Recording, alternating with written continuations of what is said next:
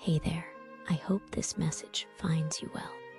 It's one of those evenings that somehow makes you more aware of yourself, like you're a small flame flickering in the night, aware of the darkness, but also of the warmth that surrounds you. I was just thinking of something and felt like sharing it with you. A story that feels both old and new, like an echo of a memory that hasn't quite happened. The first thing Evelyn noticed was the quiet, the kind of silence that wraps around you, soft like ashes, shrouding everything in muted hues. She stood at the edge of an empty train station, the fading city behind her shivering in the morning fog. A curious blend of gray shadows and distant hopes. The air was thick with the scent of rain, an unspoken promise riding on the cold whispers of wind that tangled gently yet purposefully through her hair. It was there, beneath the shelter of an ornate iron archway, that Evelyn's path intersected with Sebastian's. As if willed by some unseen hand, their eyes met, her gaze a flickering candle, his a smoldering ember. And in that instant, the world tilted on its axis. They were like twin phantoms, caught in the dance between presence and illusion, tethered by invisible threads that weaved through the stretches of their silent yearning. Strange morning for a stranger's company, Evelyn murmured, breaking the stillness, her voice as soft as the skies above. Sebastian offered a wry smile, one corner of his mouth tipping slightly upward. Sometimes strange is just what we need. They fell into conversation, as one might fall into a river, unexpectedly and all at once. Swept along by a current, they neither fought nor feared. Words flowed between them like water, skirting around the shores of their individual pasts, lapping gently at the banks of shared dreams, hopes unspoken but deeply understood in a world that often spoke too loudly and with too many voices.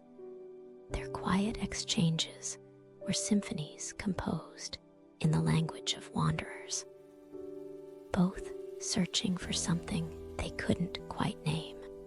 They told each other stories of stars, distant and bright, of shadows made long by the afternoon sun, and of love's memories chained to time's relentless march. Evelyn spoke of her childhood, spent in the warmth of old books, each page turning leaf like in the autumn of her youth. She told tales of lost summers and paper boats weathering imaginary storms in forgotten ponds. Her words, a tapestry of longing, painted her life in the deepest shades of nostalgia. Sebastian, in return, spun verses of cities abandoned to the quiet reclamation of nature. Tree roots splitting through cobblestone streets, and ivy cradling the remnants of human ambition. He spoke of stars reflected in forgotten lakes, of the symphony of night creatures calling to each other across impossible distances. His voice was softer than the twilight, yet it carried within it the weight of 1,000 unshed tears. And so they continued, day after day, in the delicate balance between strangers and destined souls. Their meetings at the train station became a ritual, a sacred reprieve from the chaotic orchestrations of their independent lives. The station was their liminal space, a threshold between the lives they lived and the one they imagined together in the quiet hours of dawn. But as all moments are fleeting, so too was this enchanted pause. The world beyond the station grew restless, its demands insistent, and the fragile bubble that contained their shared dreams began to murmur beneath the pressure of reality's insistence.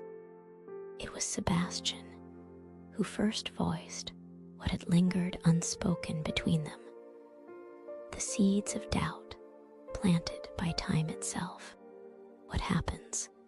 he asked one cloudy morning, as the sky wept gentle tears, when dreaming and living no longer coincide.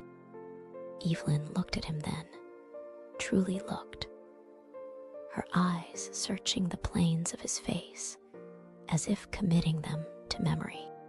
Perhaps dreams are meant to remind us of what life might be, if only we were brave enough to reach for them. Their words were a fragile web, spun with the care learned from knowing the risk of tearing it apart with too forceful a touch. With a heart heavy and a spirit reluctant, Evelyn spoke softly of goodbyes. As the words left her lips, they formed a shape neither entirely hers nor entirely his, a shared sorrow, delicate as a sparrow's wing. In the end, they were two ships passing in the mist, a bittersweet acknowledgement that sometimes paths that briefly converge must, by their nature, diverge. They stood side by side, the specter of that final train's arrival looming ever closer, until their hands slipped apart like fine sand. The train station, that fleeting sanctuary in an ever-turning world, bore witness to their farewell. Yet even as time carried them forward, the echoes of their shared dream remained, a haunting melody that would linger in the corners of their souls, a phantasmagoria of what might have been. Evelyn and Sebastian returned to their separate worlds, their hearts secretly richer for the time spent between shadows and dreams. But in quiet moments, beneath star-strewn skies, or in the hush of an empty room, they would find themselves listening for the echo of a voice once familiar, a tender reminder that even dreams not fully realized leave behind traces, faint and shimmering, as if written in light across the canvas of the soul. And so it is with love, an enigma caught between reality and reverie, whether brief or extended, chances taken or missed, in every contrasting shade and hue, it leaves an imprint, marking us forever changed. May we be brave enough to remember the dreams we nearly lived, and may the echoes guide us in the pursuit of the love stories yet to unfold.